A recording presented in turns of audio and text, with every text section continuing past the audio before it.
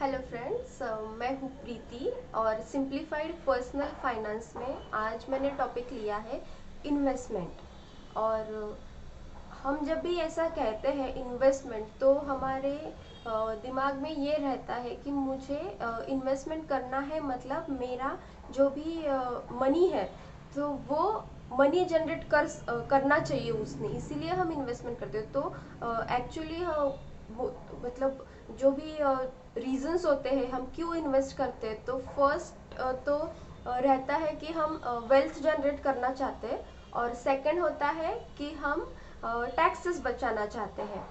तो मुझे ऐसा लगता है कि टैक्सेस बचाना should be by product of your investment. वो गोल नहीं होना चाहिए आपका, आपका वाई वो नहीं होना चाहिए। वाई ये होना चाहिए कि जनरेट वेल्थ, और वो किसी भी सेक्टर में हो सकती है और किसी भी गोल रिलेटेड हो सकती है।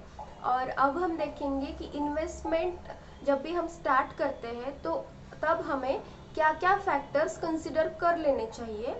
तो फर्स्ट है कि आपका एज, जो भी एज है एक पर्टिकुलर पर्सन का, तो उसका बहुत ज़्यादा प्रभाव होता है कि जो भी इन्वेस्टमेंट वो करने के लिए कैपेबल है। तो एज हमें कंसिडर करनी चाहिए। सेकंड है लाइफ फेजेस। तो अभी आप लाइफ के किस फेज में हो, बैचलर हो, मैरिड हो, विथ बच्चे हो, या फिर विथ डिपेंडेंट पेरेंट्स हो, जो भी आपका फेज है लाइफ का, तो वो हमें ध्यान में रखना चाहिए जब भी हम इन्वेस्टमेंट करें। तो थर्ड है कि आपका क्या रिस्क फैक्टर है लाइफ में, आपके लाइफ में रिस्क क्या क्या है। मतलब इस पे हम हेल्थ रिस्क भी ले सकते हैं, जो भी जॉब रिस्क है वो भी ले सकते हैं, जो भी रिस्क रिलेटेड है तो वो हम रिस्क में कंसिडर करते हैं कि इन्वेस्टमेंट करने में ये पर्सनल लेवल पे मेरे रिस्क है, और इतने अमाउंट में ही मैं रिस्क ले सकता हूँ। और बहुत बार ऐसा कहा जाता है कि इन्वेस्टमेंट में इतना ही इन्वेस्ट करो कि जितना आप खोने की रिस्क कैपेबिलिटी रखते हो। तो मुझे ऐसा नहीं लगता कि ये 100% सही है, वो सिचुएशन टू सिचुएशन वैरी करता रहता है। जो भी हम केस लेते हैं उस पर वो डिपेंडेंट होता है। और जो भी हमें इन्वेस्टमेंट करने हैं तो वो करते वक्त एक बहुत मतलब बिगेस्ट चीज़ हमें ध्यान में रखनी चाहिए कि वो investment should be goal oriented.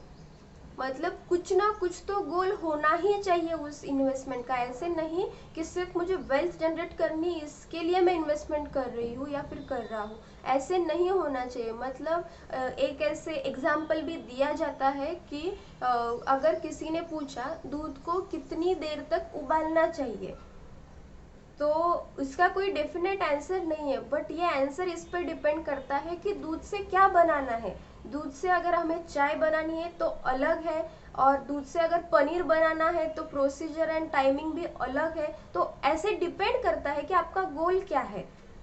तो हमें एक गोल रखना चाहिए जो भी हम इन्वेस्टमेंट कर रहे हैं, और वो गोल्स क्या क्या हो सकते हैं। एक आपका कंटिजेंसी फंड हो सकता है, इमरजेंसी फंड हो सकता है, वो क्रिएट करना, रिटायरमेंट प्लानिंग हो सकती है, कोई भी न्यू लाइफस्टाइल अपग्रेड करना है आपको तो वो हो सकता है, या फिर हमें कोई नया परचेस करना है, बहुत बड़ा कुछ परचेस करना है घर में अपने कंफर्ट के लिए, अपने लाइफस्टाइल के लिए, तो वो भी एक गोल ही है। अगर बच्चों की फीस देनी है, हमें पता है कि किड्स की जो भी स्कूल फीस होगी वो इस ईयर में इतनी इतनी होगी और इतना इतना फंड लगेगा हमें, जो भी बच्चों का हायर एजुकेशन होता है, तो उसके लिए अगर हम फंड इकट्ठा करना चाहते हैं तो वो भी एक गोल ही है। तो उस गोल के रिलेटेड अगर हम कर सकते हैं करते हैं इन्वेस्टमेंट, तो बहुत इजी हो जाता है ये सब कुछ मैनेज करना। नहीं तो वो बहुत ओवरवेलमिंग हो जाता है कि इतना सब कुछ करना है, इतने ज़्यादा पैसे चाहिए और अभी तो नहीं आ सकते, तो फिर हम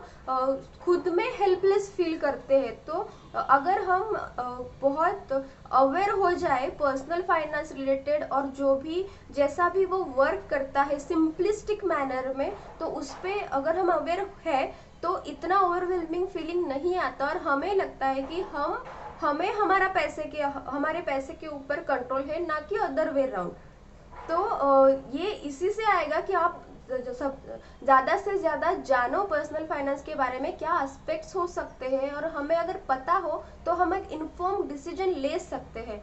तो आई होप कि ये सिंप्लीफाइड मैनर में why we do investment and what factors should we consider, और क्या गोल्स होने चाहिए, और ये पर्सन टू पर्सन वैरी करेंगे गोल्स, बट ये होने चाहिए। तो इससे एक थोड़ा सा डिसिप्लिन आ जाता है हमारे इन्वेस्टमेंट में। तो आई होप आपको कुछ इंसाइट्स मिले होंगे इस वीडियो से। So thanks for watching. Please do like, share and subscribe for more content on simplified personal finance. Bye bye.